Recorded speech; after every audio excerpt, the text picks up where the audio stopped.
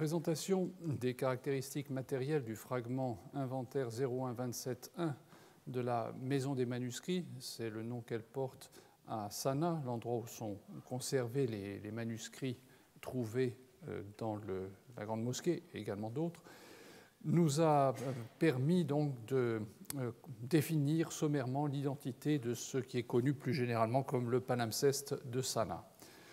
J'ai résumé les propositions de datation qui ont été avancées, notamment sur la base des analyses du parchemin à des fins de datation, et muni de ces éléments, je vous ai proposé de cerner de plus près l'état du texte de la couche inférieure, celle qui a été effacée pour laisser place à un texte similaire à celui de la Vulgate haussmannienne et qui constitue sans aucun doute l'apport le plus important de ce manuscrit pour comprendre l'histoire du Coran dans les débuts de l'islam. Un survol rapide nous a permis de procéder à une première évaluation de cette couche. S'agissant d'un représentant isolé d'une tradition textuelle différente de celle présentée par la Vulgate, ou pour prendre un témoin contemporain par le Codex Parisino-Petropolitanus, j'ai souligné à quel point était délicate l'appréciation des variantes que le manuscrit nous offre. Leur incidence sur le texte et sur son sens est extrêmement variable. Sur le feuillet où se trouve le verset 35 de la sourate 24, il s'agit d'un verset très célèbre, dit le verset de la lumière, on note que la formule finale est complètement différente de celle de la Vulgate haussmannienne, le reste du texte demeurant inchangé. Dans la Vulgate, on lit « Wallah bi kulli shay alim » et Dieu est sur toute chose très savant. La couche inférieure du palimpseste, en revanche, porte un autre texte. Elle est malheureusement mutilée à cet endroit, mais ce qui subsiste est suffisant pour affirmer que la formulation est différente. En fin de ligne, après le dernier mot commun aux deux transmissions, qui est celle de l'essentiel de ce verset de la lumière, celle de la Vulgate et celle du palimpseste, on lit « la'allaum », puis, après une lacune au début de la ligne suivante, la terminaison d'un pluriel en « un ». Donc, de toute évidence, le texte était d'une autre nature. Comment, face à ce cas, ne pas penser à ce que nous avons observé sur le Codex Parisino-Petropolitanus, à ces versets courts qui apportent la rime à ce qui apparaît encore comme une unité séparée, mais est destiné à devenir le verset canonique une fois intégré dans un passage où la rime donne l'unité. Nous aurions donc là un nouvel argument s'ajoutant à ceux développés par Richard Bell ou encore à ceux fournis par des manuscrits. La situation rencontrée dans le palimpseste est toutefois différente des cas précédents. Dans cette partie de la sourate 24, les versets voisins s'achèvent sur des mots qui ne riment pas entre eux. La finale du verset 33 est Rahim, celle du verset 34 Lil Muttaqin et celle du verset 36 Wal Asal. Ni la finale du verset 35 de la Vulgate, Alim, ni celle du palimpseste, nous ne savons pas ce qu'il est, mais nous savons qu'il rimait en un, ne riment avec les versets voisins. Cela expliquerait sans doute la divergence entre la formulation de la Vulgate et celle du palimpseste, dans la mesure où c'est un passage où finalement on pouvait introduire différentes formules finales. Reste toutefois que cet exemple nous indique à nouveau que les fins de versets étaient susceptibles de variantes consistant en des refrains interchangeables, des formules à vertu stylistique et sans contenu fortement marqué du point de vue du sens.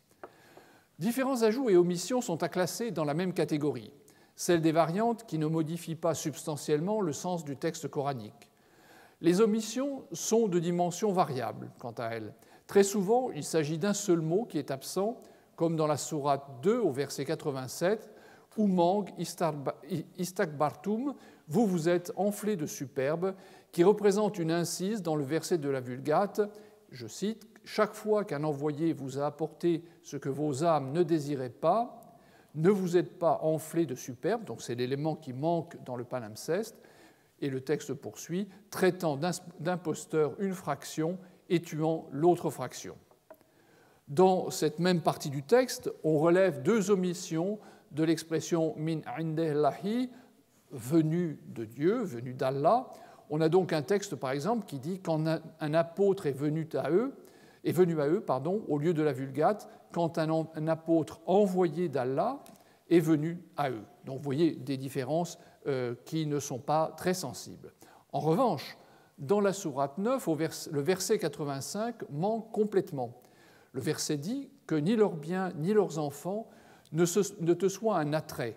Allah veut seulement de leur fait les tourmenter dans la vie immédiate et il veut que leurs âmes s'exhalent alors qu'ils sont infidèles.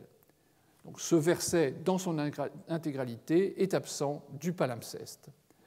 Les ajouts, maintenant, les ajouts relèvent de la même typologie.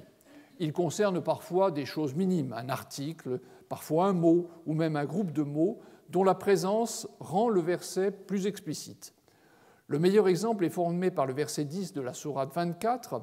Dans la Vulgate haussmannienne, on peut lire « N'eût été la faveur d'Allah envers vous et sa miséricorde, et n'eût été qu'Allah est révocateur et sage », et le texte s'arrête là avec en quelque sorte 3 points de suspension, laissant à l'auditeur le soin de compléter.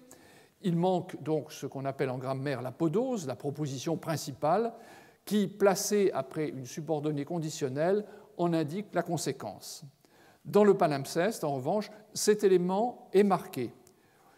Le texte dit à cet endroit, donc à la suite de ce que je viens de lire, « Nul d'entre vous n'aurait jamais été pur de péché, donc si Dieu n'avait pas fait preuve de miséricorde, etc., etc. » Donc là, nous avons un ajout qui donne plus de clarté au texte. Pour obtenir une image plus précise de la position du palimpseste par rapport à la Vulgate haussmannienne, je me propose maintenant d'examiner un des feuillets du manuscrit afin d'apprécier l'étendue ou, si vous voulez, la densité des variantes. Je vais utiliser donc une retranscription qui a été mise au point par Hadiye Gurtman, qui travaille sur ce texte, de manière à ce que vous puissiez visualiser cet élément. Le texte présent sur ce feuillet couvre la fin de la sourate 9, les versets 121 à 129, et le début de la sourate 19, des versets 1 à 5. Dans le verset 121 de la sourate 9, on rencontre un cas de scriptio defectiva, également attesté dans le Codex Parisino-Petropolitanus. À la ligne 2, Wadiyan est écrit sans article, sans le alif. C'est ce que vous avez ici dans le texte de la Vulgate. Vous voyez, vous avez un alif supplémentaire qui marque la voyelle longue. Donc ça, c'est vraiment quelque chose de minime. En revanche, une variante textuelle apparaît au verset suivant, à la ligne 4, où la couche inférieure du palimpseste donne le mot « umma », que vous voyez ici, au lieu de la lecture « firka » que vous avez dans le texte de la Vulgate, que vous avez à cet endroit. La différence, eh bien, la voilà en traduction. Donc, le palimpseste dit pourquoi chaque communauté parmi eux, un groupe ne se lancerait-il pas en campagne? Donc, petite différence de sens, comme vous le voyez. À la ligne suivante, l'état du texte comprend une autre petite variante, un denticule qui manque, mais l'état du texte, malheureusement, ne permet pas de vérifier ce qu'il en est exactement. À la ligne 7 du palimpseste, on a une scriptio defectiva pour al-Kufar, donc la ligne 7, malheureusement, bon, là je l'ai un peu raboté ici, vous voyez, il manque l'alif. Donc là aussi, c'est quelque chose que l'on rencontre dans d'autres manuscrits, mais pas dans le Codex Parisino-Petropolitanus, qui, sur ce point-là, est plus avancé du point de vue orthographique et qui adopte la scriptio plena. Cette situation se répète à la fin de la ligne 12, dans le verset 125. La terminaison de la forme verbale n'est pas claire, mais elle semble analogue à celle de la Vulgate. En revanche, fa zadatum est écrit sans alif après le zai. Donc c'est à la ligne 12. Voilà. Donc ici, on a une petite divergence et simplement, on ne peut pas en tirer argument dans la mesure où, un peu plus loin, le même mot est écrit cette fois-ci avec l'alif en scriptio plena. Toujours dans ce même verset, à la ligne 12, apparaît une nouvelle variante textuelle, comme au verset 122, il s'agit d'un synonyme. Le texte de la couche inférieure du palimpseste donne ridge, souillure, au lieu de marad, qui veut dire mal, maladie, que nous trouvons dans la Vulgate haussmannienne. Cette dernière connaît le mot ridge en un autre endroit, du verset 125, au cas direct indéterminé, ridge-san, alors qu'à cet endroit, le palimpseste nous propose un autre synonyme, rujzan, que nous expliquent les commentateurs à propos d'une autre occurrence dans la Vulgate. Le verset s'achève sur une dernière variante à la rime. De nouveau, nous avons affaire à un cas de synonymie, avec le très classique fasikun, pervers, qui remplace dans le palimpseste le tout aussi classique kafirun, ce qui nous donne donc le texte que vous avez en traduction dans la partie supérieure, tandis que ceux au cœur desquels est une souillure ajoutent pollution à leur souillure et meurent pervers, alors que la Vulgate, vous voyez, donne quelque chose qui est un petit peu différent. À la ligne 15, nous observons un phénomène très intéressant pour l'histoire du palimpseste. Le copiste avait oublié le pronom hum et il l'a ajouté dessus. Alors, il n'est peut-être pas sur mon exemplaire. En tous les cas, donc, il y a une correction qui indique que le manuscrit a été relu et bien que des erreurs subsistent, que son statut était suffisamment important que les utilisateurs et lecteurs se soucient de l'amender. Immédiatement après, sur la même ligne, vient une nouvelle variante textuelle, yatadhakkarun, ils réfléchiront, et non yadhakkarun, ils s'amenderont, comme on le lit dans la Vulgate, une leçon que suit le Codex Parisino-Petropolitanus. La variante est intéressante parce qu'elle est très proche de celle qui distingue le texte de Damas du reste de la tradition manuscrite en 7, la sourate 7, verset 3. Ne reviendront-ils pas de leur erreur et ne réfléchiront-ils pas, au lieu ne s'amenderont-ils pas? C'est intéressant parce que la variante de Damas, c'est une variante canonique qui concerne un autre point du texte, mais c'est exactement la même que celle que nous trouvons ici entre le palimpseste et la Vulgate, donc ce qui indique bien que nous avons sans doute affaire à un témoin textuel qui aurait le même statut que les variantes officielles. Au début du verset 127 de la sourate 9, à la ligne 15, la conjonction de subordination idama, qui est la leçon de la Vulgate, est remplacée par ida, c'est ici, dont le sens est équivalent. À la ligne suivante, la variante du palimpseste touche le pronom suffixe du verbe ra'a. Au lieu de yarakum, il vous voit, nous lisons yarana.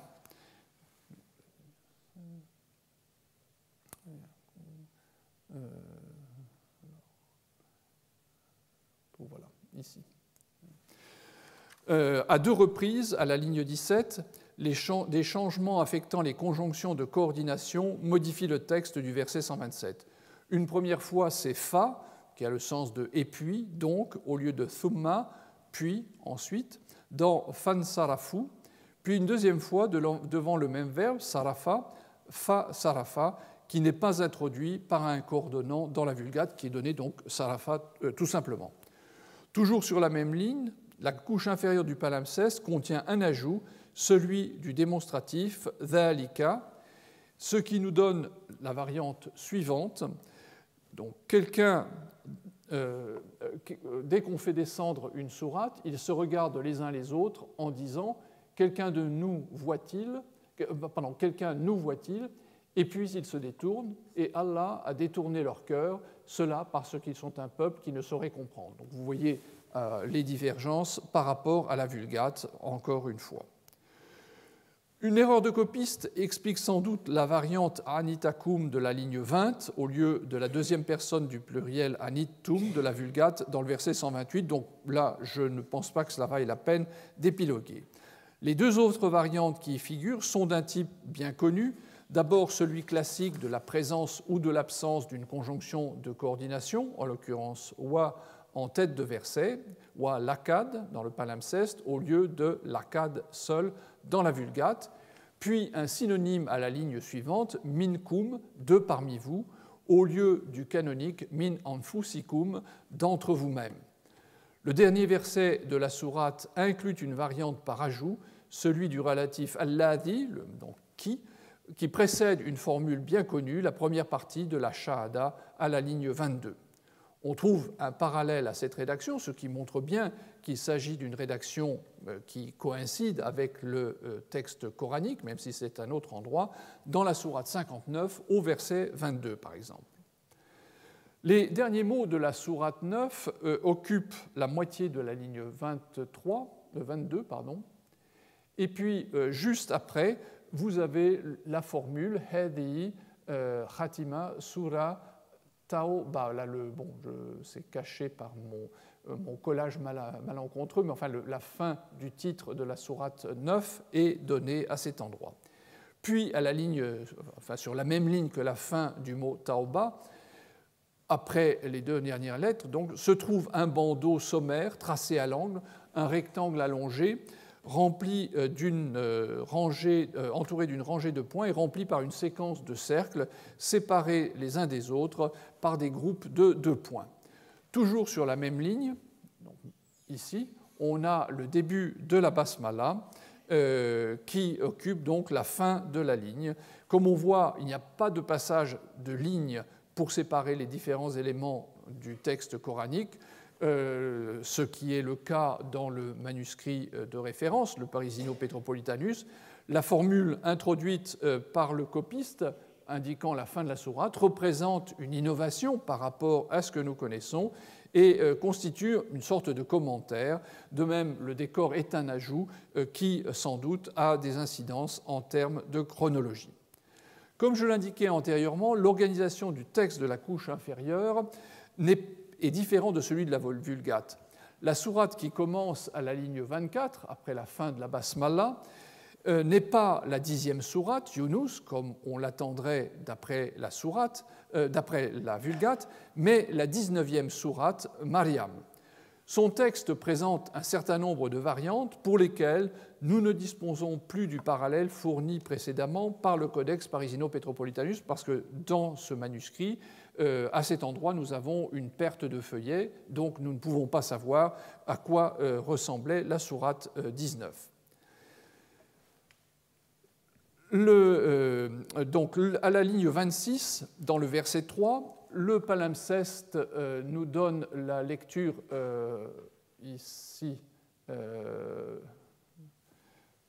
nous donne la lecture Rabbaka, ton Seigneur, non, pardon, ici, à la ligne 25. La lecture Rabbaka, ton Seigneur, au lieu de Rabbahu, qu'on a dans la Vulgate, son Seigneur, ici.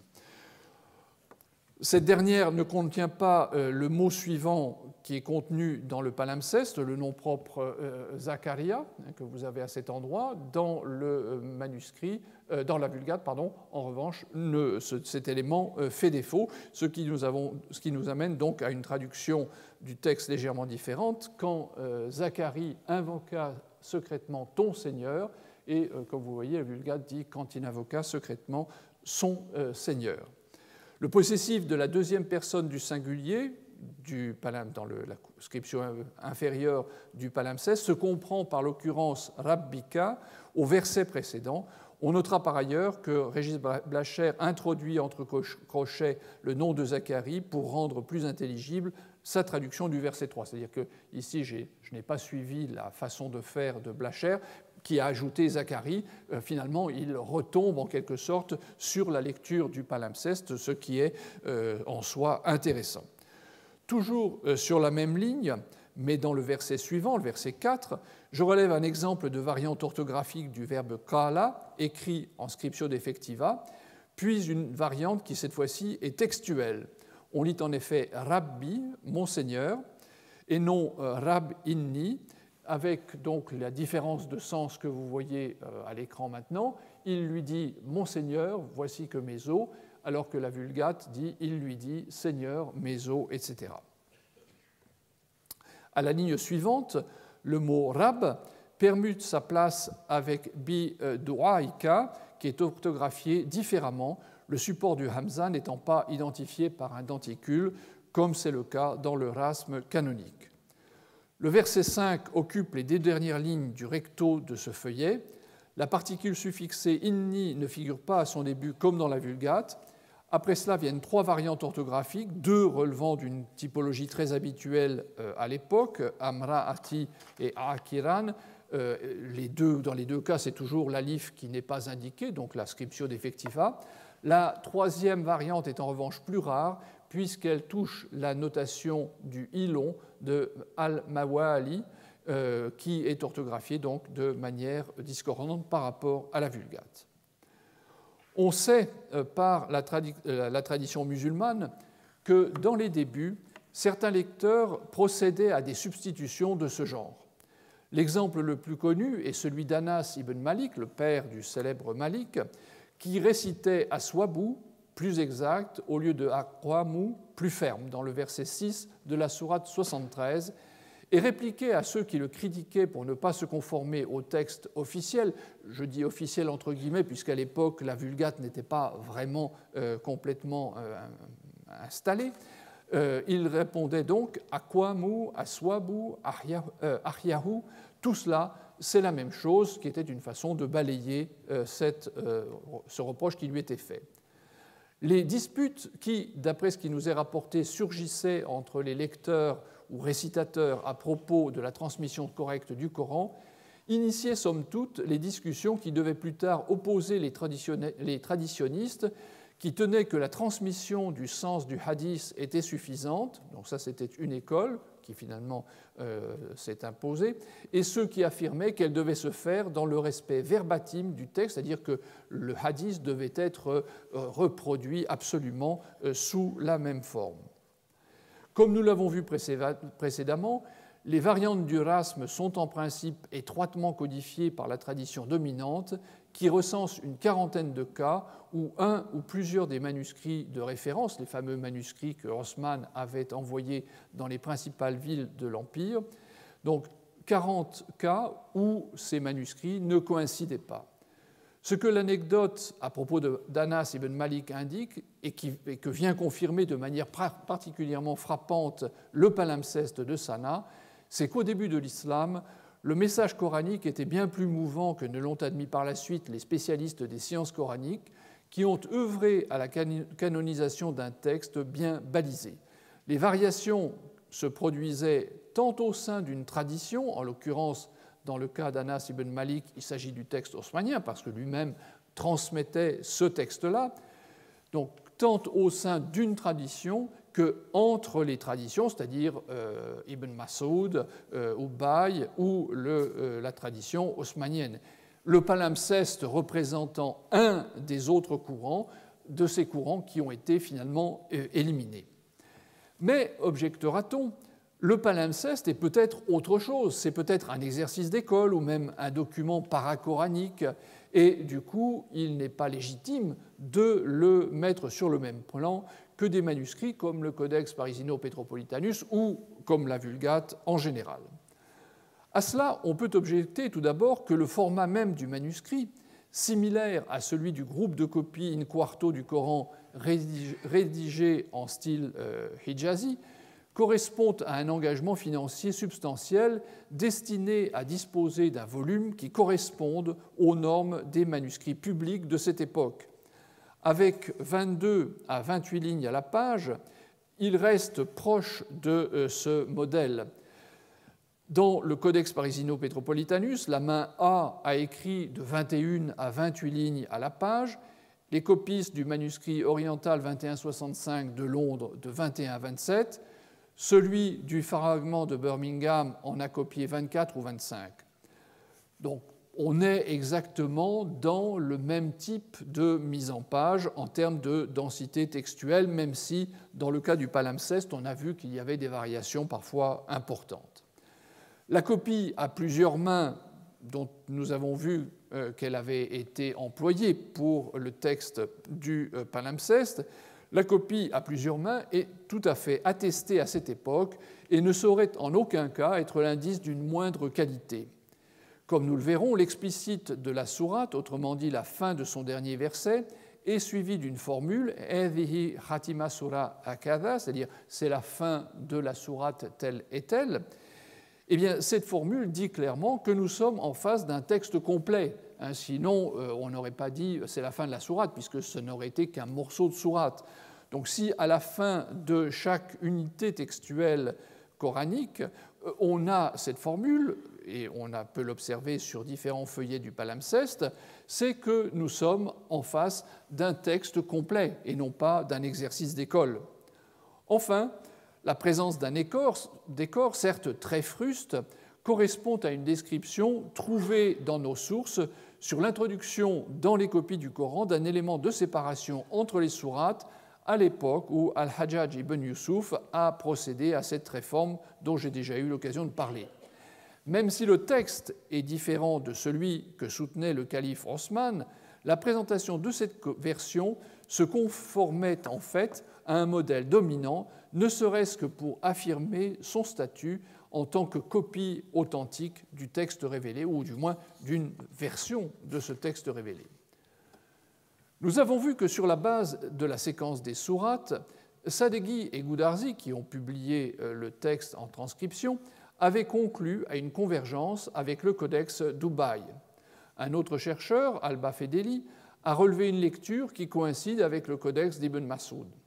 Elisabeth Puin, quant à elle, notait que le texte du palimpseste était parfois en accord avec la version d'Ubaï, parfois avec celle d'Ibn Mas'ud, mais qu'il adoptait parfois aussi une position complètement différente. Elle parvenait à la conclusion, également formulée par Sadeghi et Goudarzi, que le texte de l'inscription inférieure du palimpseste était, et je la cite, un autre Coran. Les variantes relevées dans le palimpseste ont, je l'ai déjà signalé, donné lieu à des spéculations qui me semblent sortir du cadre raisonnable. L'idée qui s'est très tôt répandue que la couche supérieure d'écriture, celle qui avait été ajoutée après le grattage du texte initial, avait été portée peu de temps après l'achèvement de la couche inférieure, et bien entendu son élimination, a immanquablement conduit à dater cette dernière d'un moment situé assez tôt dans le 7e siècle.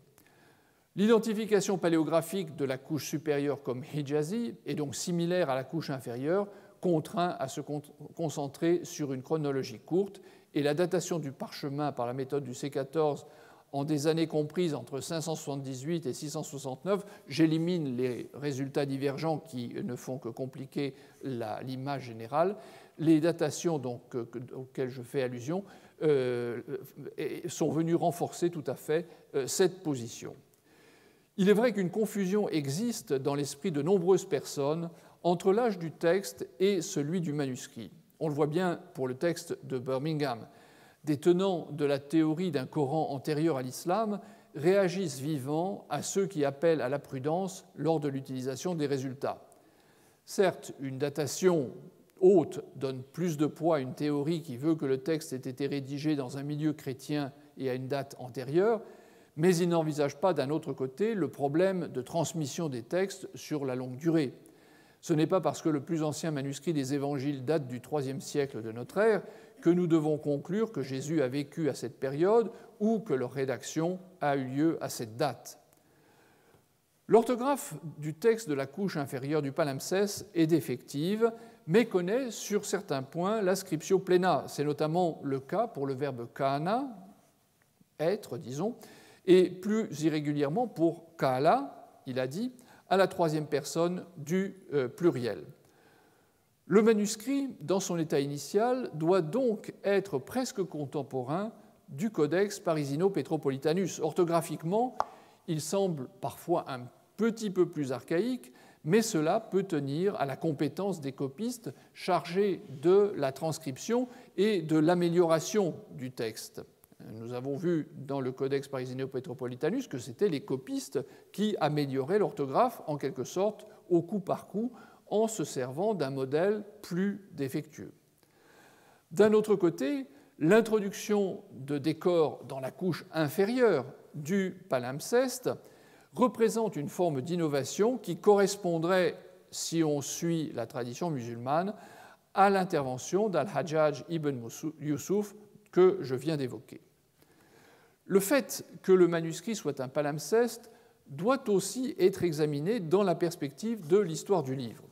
Il s'agit d'un cas presque unique dans le monde musulman. Certes, le parchemin y a été moins longtemps en usage qu'en Occident, mais suffisamment toutefois pour que cette procédure soit attestée çà et là. Or, ce qui était présenté comme un autre palimpseste, un fragment conservé à Vienne, s'est avéré être seulement une correction par grattage, donc c'est bien loin de ce qu'est un palimpseste, et tous les autres palimpsestes arabes, y compris le palimpseste de Cambridge, appartiennent à une tradition manuscrite chrétienne ou même juive. Une exception qui demande à être confirmée serait représentée par d'autres palimpsestes relativement tardifs, conservés également à Sanaa, mais comme ils n'ont pas été publiés, nous n'avons malheureusement aucune information précise à ce sujet. Quoi qu'il en soit, il s'agit d'une procédure tout à fait exceptionnelle dans le contexte de la production musulmane de livres, puisque les autres dépôts de vieux Corans, ceux de Damas, ceux de Fustat ou encore de Kérouan, ne contiennent absolument aucun palimpseste. Si ça avait été une procédure habituelle, on devrait au moins, dans un des cas, trouver un exemple de palimpseste, mais ça n'est pas le cas. Sadeghi et Goudarzi ont fait différentes hypothèses pour expliquer pourquoi le manuscrit avait été ainsi recyclé. Dans la première, le manuscrit aurait été en mauvais état et donc on aurait gratté le texte pour réécrire une autre copie du Coran. Mais un rapide examen des feuillets révèle que l'état du parchemin est tout à fait satisfaisant. Certes, d'autres feuillets pourraient avoir été davantage endommagés que ceux que nous avons, en particulier au commencement et à la fin. Mais cela n'aurait pas entraîné le grattage du manuscrit dans son intégralité. Nous avons des exemples de copies anciennes du Coran qui ont été réparées et complétées, éventuellement avec du papier. Je pense par exemple au fameux Coran de Tashkent ou d'une autre copie similaire conservée au Caire. Une partie de leurs feuillets sont des remplacements en papier parce qu'on a voulu garder le parchemin et on a complété là où le parchemin avait disparu ou était en trop mauvais état ou était illisible. Donc, on aurait pu procéder autrement et la tradition musulmane a conservé le souvenir de la façon dont on traitait des manuscrits considérés comme non coraniques. Là, c'est autre chose, c'est ce qui concerne directement le palimpseste. Haussmann, nous dit-on, les avait fait purement et simplement détruire. Dans le cas présent, plutôt que de perdre un matériau précieux, on a préféré éliminer un texte litigieux et copier par-dessus la version canonique du Coran. Ces remarques sur le palimpseste achèvent la présentation d'un aspect de la transmission écrite du texte coranique au cours de la période dominée par le style hijazi, ou du moins une première manifestation de celui-ci. Les manuscrits que nous avons vus jusqu'à présent avaient tous un point commun. Il s'agissait de copies in quarto, c'est-à-dire des copies de grand format ou relativement grand format, dont on peut supposer qu'elles étaient destinées à une utilisation dans un cadre collectif ou public. Les exemples les mieux connus, y compris le palimpseste, appartiennent tous à cette typologie. Devons-nous pour autant penser que cette première étape de la transmission manuscrite a été confinée à ce type de production ? Il existe d'autres manuscrits du Coran qui contrastent avec les précédents et nous proposent une vue différente de la période. Notre documentation n'est en effet pas seulement une source de première importance sur l'état du texte coranique, elle nous fournit également des indications précieuses sur la diffusion du texte, sous sa forme écrite bien entendu, et son rôle au sein des communautés musulmanes de l'époque. Nous possédons ainsi quelques exemples de manuscrits in octavo, comme cette copie qui provient du dépôt de Damas et mesure 24 cm sur 16, c'est-à-dire exactement la moitié d'un feuillet du Parisino Petropolitanus ou du palimpseste. Comme pour les volumes de plus grande taille, les marges, comme vous le voyez, sont réduites à peu de choses et le nombre des lignes, entre 22 et 29, est pratiquement identique à ce qu'on trouve sur les formats in quarto. Les versets sont séparés avec le même soin que sur ces derniers, vous observez qu'on a très religieusement ces groupes de points qui marquent les fins des versets, etc. Ce qui distingue à première vue le manuscrit, c'est la présence d'un décor de séparation des sourates, donc dans la partie supérieure de la page, et la façon de gérer le passage d'une sourate à une autre, beaucoup plus économe de parchemin. Au lieu d'avoir une ligne laissée libre, vous voyez que la fin de la sourate ici, la fin de la sourate est à cette ligne-là, elle s'arrête ici, et on a immédiatement la basmala. Et alors, ce qui est très intéressant, c'est que le décor, au lieu d'être avant la basmala, est après la basmala, et que le copiste a en quelque sorte intégré la fin du dernier mot de la basmala au décor. Vous voyez ici la fin de Rahim, à cet endroit. Donc le copiste avait commencé à écrire, il a fait son décor sans doute pour visualiser le changement de sourate et intégrer donc la fin du mot à son décor, encore une fois très modeste. Cette façon de procéder, le nombre de lignes élevées sur une taille moindre, montre bien que la formule était à la recherche d'une économie de parchemin, y compris en tassant les choses au moment de passer d'une sourate à une autre. Et de fait, quand on regarde la densité du texte, on arrive à la conclusion qu'une copie de ce genre réclamait un peu moins de 10 mètres carrés de parchemin, c'est-à-dire la moitié, un petit peu plus que la moitié de ce qui avait été nécessaire pour un manuscrit in quarto comme le Parisino Petropolitanus, dont on peut estimer qu'il avait réclamé de 17 à 18 mètres carrés. Donc il y a de toute évidence une considération d'ordre financier. L'étude du texte montre quelques fautes de copie qui pourraient également indiquer une moins grande attention de la part du copiste, peut-être justement parce que c'était destiné à une personne privée, et cela expliquerait aussi que les fautes n'ont pas été corrigées, alors que dans les manuscrits de plus grand format, nous avons de nombreuses attestations, y compris sur le palimpseste, de corrections. Une autre copie provenant de Damas, de dimension analogue, porte un moindre nombre de lignes à la page, de 18 à 22. Le texte, cette fois-ci, est en évolution vers une scriptio plena, mais on a encore suffisamment d'archaïsme pour penser qu'il s'agit d'un manuscrit relevant de la même fourchette chronologique. Plus que l'exemple précédent, cet exemplaire contient un certain nombre de fautes de copie, par exemple mauvais placement de fin de verset, et nous le savons parce que le placement est absolument absurde. Il y a un verset sur cette copie qui fait un seul mot et qui n'a pas de sens tout seul dans la mesure où son complément vient après. Donc on a de nombreux cas d'erreurs grossières, d'anomalies qui n'offrent pas de sens, mais sont plutôt la conséquence de la négligence, voire de l'incompétence du copiste. Est-ce qu'il y avait dès cette époque des Corans en des mains privées? Nos deux manuscrits le laissent supposer. Si nous nous tournons vers les témoignages des sources contemporaines, nous avons par exemple une information sur le Coran que possédait le grand-père de Malik ibn Anas.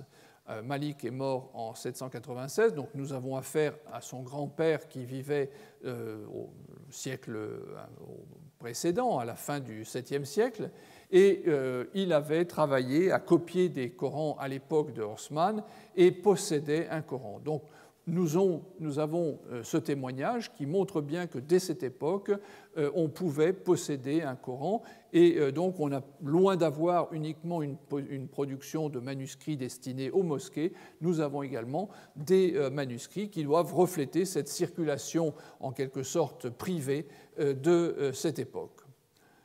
Non seulement on rencontre des copies de format moindre et probablement destinées à des copies, à des Corans pour des personnes privées, mais on rencontre également ce genre de choses, des copies oblongues. Cela peut surprendre puisque l'apparition de ce format, qui caractérise la production coranique à partir de la seconde moitié du 8e siècle était généralement considéré comme un phénomène tardif. Si les manuscrits de style hijazi peuvent être datés de la seconde moitié du 7e siècle, cela remettrait bien sûr en cause cette chronologie et demanderait à reconsidérer les explications qui ont été avancées pour expliquer le passage du format vertical à celui dit à l'italienne ou oblong, comme le petit manuscrit que vous avez sous les yeux. Ce manuscrit vient lui aussi de Damas. Il s'agit d'une copie de très petite taille, encore plus petite que les copies précédentes, puisque ces feuillets mesuraient 9 cm de haut pour presque 16 cm de large, c'est-à-dire moins en tous les cas qu'un octavo. Son écriture et sa mise en page sont tout à fait similaires à celles des manuscrits de style hijazi, mais le petit nombre de lignes à la page, 11 dans le cas présent, conduit à s'interroger sur la présentation de cette copie. Avec aussi peu de texte sur un feuillet, il se pourrait que ce manuscrit ait été un manuscrit en plusieurs volumes, sinon il faut imaginer quelque chose qui aurait été très épais et très peu manipulable. L'autre exemple que je pourrais apporter comme exemple de ce que faisaient de la production de manuscrits de format oblong à cette époque ancienne, c'est un manuscrit assez curieux.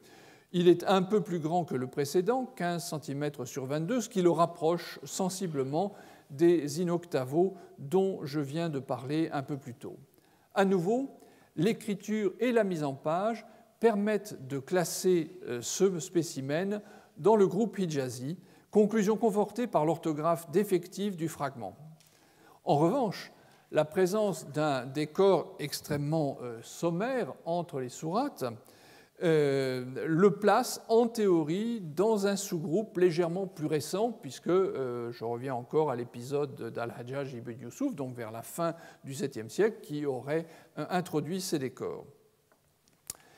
De même, on relève que le titre de la sourate est incorporé au texte, et là, nous trouvons un parallèle assez frappant avec le palimpseste de Sana, sauf que les choses se passent différemment.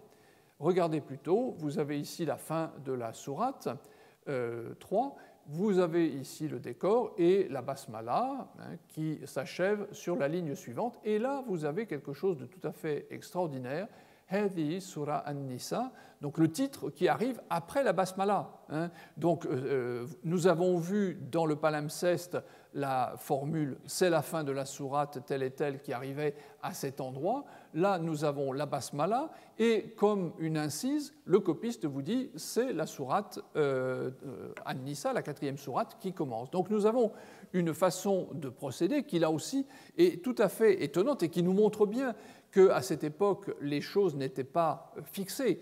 Le texte est un texte parfaitement canonique, donc on ne peut pas penser qu'il s'agit d'un copiste qui était complètement hétérodoxe, mais il procède d'une manière qui est extrêmement surprenante parce qu'il n'y a pas encore de normes bien fixées. Revenons maintenant au point de départ, la lecture du texte d'An-Nadim qui nous a décrit les plus anciennes écritures. La confrontation avec le matériel présentant les caractéristiques définies par l'auteur avec le texte lui-même nous permet de dessiner les contours d'un premier groupe de manuscrits en style hijazi. Il est caractérisé bien entendu par l'inclinaison des astes, le retour inférieur de l'alif et les élongations dans la verticale. Et à cela, on peut ajouter, maintenant que nous avons vu le matériel, la mise en page qui réduit pratiquement à rien les marges. Sur le plan de l'orthographe, la scriptio defectiva est encore très présente, même si le verbe kana a pratiquement cessé d'être écrit sans l'alif médian. L'histoire même de l'édition, entre guillemets, du calife Osman demande à être reconsidérée à la lumière de ces témoins primitifs. L'examen du Parisino Petropolitanus ou des autres manuscrits de ce groupe met en effet en évidence l'incapacité où se trouvaient les copistes d'une époque pourtant un peu plus récente que le règne de Osman à satisfaire aux exigences du projet califien. Selon les récits rapportés par les savants musulmans, la fixation par écrit du texte aurait en effet visé à éliminer les risques de divergence. Or, l'examen du matériel que nous possédons fait ressortir une image extrêmement homogène. Tous les manuscrits présentent le seul rasp, c'est-à-dire seulement le squelette consonantique, avec une utilisation des diacritiques qui se fait à l'encontre même de ce que suppose la tradition, qui voudrait que les diacritiques soient mis systématiquement de manière justement à éviter les divergences. Si vous ne pouvez pas distinguer de première vue un ta d'un ya, une deuxième d'une troisième personne du singulier, on est loin du projet supposé de Haussmann. Le récit de la mise par écrit comme réponse au risque de divergence suppose en effet un emploi assez systématique des diacritiques. Or, d'autres sources prétendent même que ces diacritiques ont été introduits plus tard, à l'époque d'Al-Hajjaj, encore lui, une quarantaine d'années après la compilation de Haussmann. Et le témoignage postérieur d'Ad-Dani, un spécialiste andalou des textes coraniques qui a vécu au XIIe siècle, soutient l'idée que les premières lettres à avoir été ponctuées furent précisément le ta et le ya à cause de l'enjeu textuel que cela pouvait représenter. Les manuscrits nous révèlent un scénario différent où les diacritiques sont utilisés sur les manuscrits avant l'époque d'Al-Hajjaj, ce qui ne surprend pas puisqu'on les trouve également sur des papyrus des premières décennies de l'islam. En revanche, les diacritiques ne sont pratiquement pas utilisés, si rarement que cela laisse le texte parfaitement ambigu et permet donc toutes les divergences de lecture. Il est bien sûr quelque chose qu'on pourrait objecter. Peut-être que les manuscrits ont été moins scrupuleux dans l'utilisation des diacritiques qu'à l'époque de Haussmann. Bon, ce serait quand même beaucoup espérer que tous les manuscrits adoptent cette même position de laxisme vis-à-vis des points diacritiques, alors qu'ils travaillaient en principe avec l'exemplaire haussmannien sous les yeux. Donc, ce qui s'est passé, c'est que, tout simplement, dès le début, l'utilisation de ces points n'était pas vraiment à l'ordre du jour. Quant à la vocalisation, comme vous l'avez vu, comme vous le voyez sur cette diapositive, la vocalisation brève est parfaitement absente et les voyelles longues ne sont marquées que de manière très épisodique, notamment pour le A long. C'est précisément l'une des définitions de la scriptio defectiva, expression que j'ai utilisée abondamment, que de ne pas faire une notation, de ne pas noter de manière systématique la voyelle longue et de ne pas faire la différence donc entre kala, il a dit, et kul, dit à l'impératif, qui s'écrivent de la même façon et se lisent en principe de manière différente.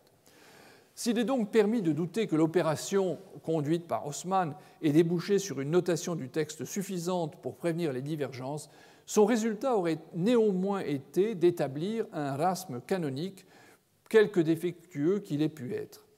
Mais les variantes non canoniques que nous rencontrons dans les manuscrits anciens et qu'il est impossible de tenir toutes pour des fautes de copie, nous montrent un texte encore fluide qui correspond très largement avec la Vulgate, certes, variante canonique comprise, mais qui ne peut pas être réduit à la Vulgate seule. Non pas que la tradition musulmane n'accepte absolument aucune déviation par rapport au texte haussmannien, elle reconnaît un certain nombre de variantes associées aux copies principales, mais dont nous avons vu qu'elles sont présentes sur les manuscrits que nous avons vus. Mais l'examen des listes qui les répertorient fait apparaître un nouveau doute, car plusieurs de ces variantes ne sont pas possibles si on imagine des manuscrits en scriptio defectiva, ce qui est le cas à l'époque. Certaines de ces variantes supposent la scriptio plena, c'est-à-dire un état du texte qui est certainement du 8e siècle. Donc les listes des variantes ont été établies plus tard et on a en quelque sorte rejeté sur la période initiale, l'établissement de la Vulgate par Haussmann, cet épisode de manière à canoniser ces variantes qui s'étaient tellement introduites dans la transmission du texte qu'il était impossible de les éliminer. Donc, les listes de variantes reflètent un état de la transmission postérieur et des outils tant matériels qu'intellectuels plus récents que ce que nos manuscrits nous permettent de voir. Elles représentent un effort de canalisation d'une tradition manuscrite qui était encore insuffisamment codifiée à l'époque où elles ont été établies. Az-Zuhri, qui est à l'origine du texte le plus communément utilisé à propos de la mise par écrit, est-il finalement une source fiable? Bien que sa place dans la transmission des traditions en général soit de premier ordre, plusieurs traditionnistes, les spécialistes du hadith dans la tradition musulmane classique, les traditionnistes, dis-je, semblent avoir eu des doutes à propos de la fiabilité des informations que transmettait Az-Zuhri. Dans le cas qui nous concerne, je me demande s'il n'a pas lui aussi projeté vers le passé une conception du codex coranique bien postérieure au règne de Osman, postérieure même à l'état que nous révèlent les manuscrits de la première phase du style hijazi. Donc, même Zuhri aurait en fait en tête non pas les manuscrits que nous avons vus jusqu'à présent, mais des manuscrits que nous allons voir par la suite. Le Codex Parisino-Petropolitanus, de même que les autres manuscrits anciens, montre, dans la partie que nous possédons bien sûr, un texte qui, si nous en tenons au rasme, c'est-à-dire au squelette consonantique, correspond bien pour l'essentiel à la Vulgate haussmannienne. Les éléments constitutifs de cette dernière sont donc déjà présents, mais un certain nombre de points mineurs ne sont pas encore stabilisés. Cela vaut pour les variantes que nous avons relevées, mais aussi pour les divisions en versets. Ces dernières sont partie intégrante de la transmission manuscrite. Le choix de signes très similaires d'une copie à une autre plaide en faveur d'une tradition déjà bien existante sur ce point, marquée par le souci de contrôler efficacement cette composante du texte. Mais bien sûr, les emplacements des césures reflètent une certaine diversité et se distinguent clairement de systèmes qui ont été établis, eux aussi, au 8e siècle, qui est en fait le siècle décisif pour la fixation d'un certain nombre de points du Coran. La couche inférieure du palimpseste nous a par ailleurs permis de vérifier la réalité d'une information que nous avait conservée la tradition musulmane, celle de recensions divergentes du texte. Nous possédons donc la trace de 2 familles textuelles, attestées certes par des témoins en nombre très différent. Les plus nombreuses se rattachent à la Vulgate, mais nous suggèrent une intervention du calife Osman qui serait différente de celle que la tradition lui attribue. Son implication dans un effort pour imposer une des lignes de transmission ne fait pas de doute. On sait qu'il lui a été reproché d'avoir détruit les Corans qui ne correspondaient pas, semble-t-il, à celles qu'il entendait soutenir. Les données dont nous disposons n'interdisent pas en revanche de penser qu'il a pu jouer un rôle dans la mise en place d'un modèle qui a donné une identité visuelle forte à un courant de transmission déjà existant, représenté notamment par les feuillets de Hafsa, donc la sorte de copie plus originelle encore. La mobilisation à différents niveaux des moyens financiers de l'État pour produire des copies y aurait contribué. Faut-il notamment lui attribuer l'introduction du codex relié? Il n'est bien sûr pas le seul à qui soit attribué le crédit d'avoir réuni le Coran Bain el-Hayn, dit l'arabe, entre 2 S, c'est-à-dire entre les 2 plats de la reliure. Dans un contexte marqué par la concurrence d'autres recensions du texte coranique, l'absence de marge dans les Corans de style hijazi pourrait participer de cette entreprise de contrôle. Elle constituerait un moyen de prévenir toute tentative d'ajout ou de modification, à l'instar des manuscrits, des documents juridiques. En revanche, les raisons pour lesquelles les points diacritiques étaient si peu utilisés continuent à nous échapper. Au plus, peut-on faire l'hypothèse que le texte restait ainsi un petit peu plus consensuel. L'action de Osman a été décisive pour la formation et la sauvegarde de la Vulgate. Le sort du codex d'Ibn Mas'ud, dont la transmission s'est déroulée en dehors d'un cadre officiel, fait prendre la mesure des risques courus. Au Xe siècle, An-Nadim constate qu'il n'y a pas 2 exemplaires du Coran d'Ibn Mas'ud qui se ressemblent. La Vulgate haussmannienne, en revanche, soutenue par l'autorité califienne, Osman d'abord puis les Omeyyades, contrôlée et éditée sur la durée, a débouché sur un texte stable dont les manuscrits coraniques contemporains du Parisino-Petropolitanus contiennent les éléments fondamentaux. Le palimpseste apporte sur ce point un témoignage intéressant. Tout en reprenant les normes de présentation des manuscrits contenant la recension haussmannienne, il trahit le fait qu'il n'a pas bénéficié des mêmes financements, dirait-on aujourd'hui, et que du parchemin de seconde qualité a parfois été utilisé et que les copistes n'étaient pas des professionnels de premier plan. Les copies de style hijazi s'accordent en revanche relativement bien avec les objectifs qu'aurait poursuivis Abou Bakr. D'après les récits conservés par la tradition, il s'agit en effet pour lui uniquement d'assurer l'enregistrement du texte afin de disposer d'un recours en cas de disparition de ceux qui le connaissaient par cœur. Même si, on peut douter de la réalité de l'épisode qui est invoqué, les études de Gregor Schoeller sur la transmission des textes à l'époque ancienne donnent une forte vraisemblance à une opération dont le but était de produire un aide-mémoire dans tous les sens du terme et non pas un texte qui, en quelque sorte, verrouillait définitivement la transmission.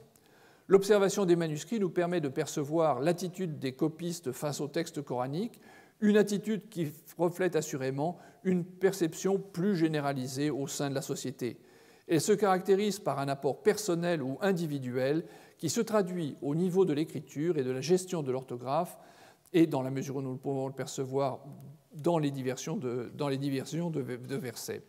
Il me semble que la phase initiale de mise par écrit, antérieure à l'amorce d'une canonisation dont la nécessité apparaît plus tard, peut-être sous le règne de Haussmann, est encore très présente.